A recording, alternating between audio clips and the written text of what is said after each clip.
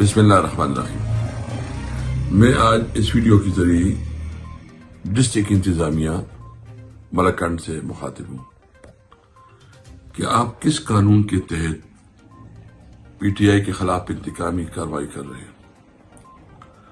چھوٹی چھوٹی میٹنگ بھی آپ ان کے خلاف بھی پرچے کاٹ رہے ہیں کہ جو حجروں میں ہو رہے ہیں اور جو کہ تنظیمی میٹنگز ہوتی ہیں۔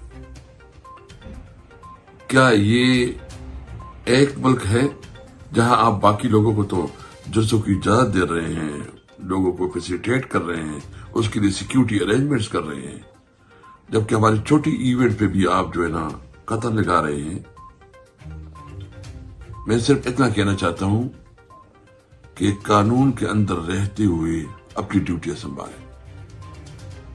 اگر آپ ہمارے لوگوں کو تنگ کرو گے، غیر قانونی اقدامات کرو گے، تو پھر ہم بھی اپنے لوگوں کے ساتھ کھڑے ہوں گے۔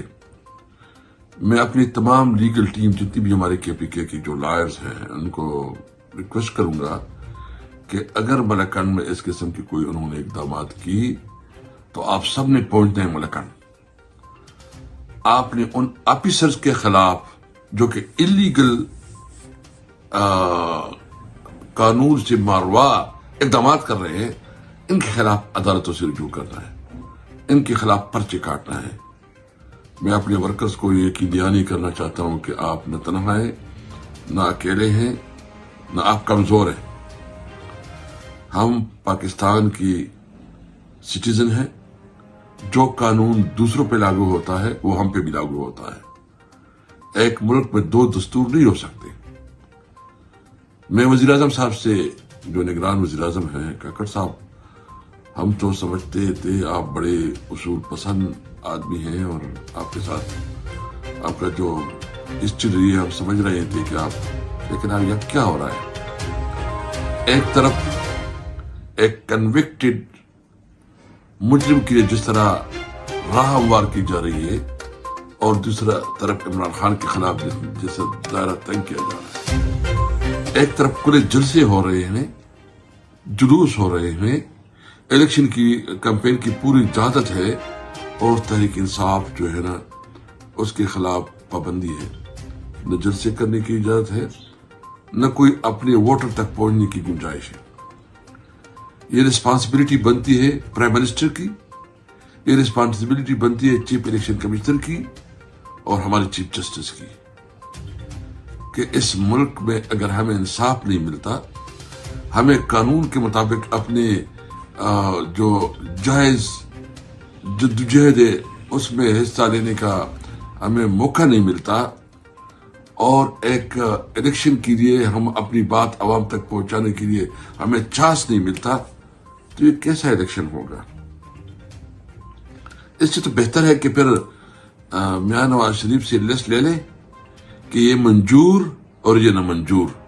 رنجیت سنگھ والا کام کر لے کہ جو ہے نا جتنے ان کو چاہیے ایم این ایز ان کی لسٹ بنائے، اس کو سلیکٹ کروائے، اور پھر جو ہے نا دنیا میں بڑا واہ واہ ہو جائے گا کہ ماشاءاللہ کیسی جمہوریت ہے۔ اگر اس قسم کی جمہوریت ہے تو اس جمہوریت کو ہماری طرف سے خدا حافظ۔ ہم وہ جمہوریت چاہتے ہیں جس میں عوام فیصلہ کریں گے۔ ہم وہ جمہوریت چاہتے ہیں جس میں عام لوگ اس ملک کے مستقبل کا فیصلہ کریں گے۔ وہ جمہوریت نہیں جو کمروں میں بیٹھ کے وہاں فیصلے ہوں۔ میں تمام جو صاحب اقتدار ہیں ان سے ملتمس ہوں کہ اس ملک کی قسمت سے نہ کریں۔ یہ ملک ہم سب کا ہے، پاکستان ہم سب کا ہے۔ ہم سب نے اس ملک کو آگے بڑھانا ہے۔ اگر اس طرح صورتحال رہی تو پاکستان میں پولیٹیکل جو ٹرمائل ہے، جو انسٹیبلٹی ہے، یہ ملک کی معاشی طور پر تباہ برباد کر دے گا۔ ہم ملک میں امن چاہتے ہیں، ہم ملک میں ترقی چاہتے ہیں، ہم اپنے بچوں کے لیے بہترین تعلیم، بہترین علاج اور روزگار کے موقع چاہتے ہیں۔ ہم پاکستان کو قائد اعظم کا پاکستان بنانا چاہتے ہیں۔ ہم اپنے پاکستانی عوام کو یہ کہنا چاہتے ہیں کہ انشاءاللہ آپ کو مایوس نہیں کریں گے، اور اپنے کارکنوں کو یہ یقین دلانا چاہتے ہیں کہ آپ نے جس طرح خان صاحب کہتے تھے کہ گھبرانا نہیں ہے، آپ نے گھبرانا نہیں ہے، حالات کا مقابلہ کریں گے، انشاءاللہ جیت ہمارا ہوگی، اور جب الیکشن ہوگا پاکستان تحریک انصاف 2/3 میجارٹی سے جیتے گا انشاءاللہ۔ پاکستان زندہ باد۔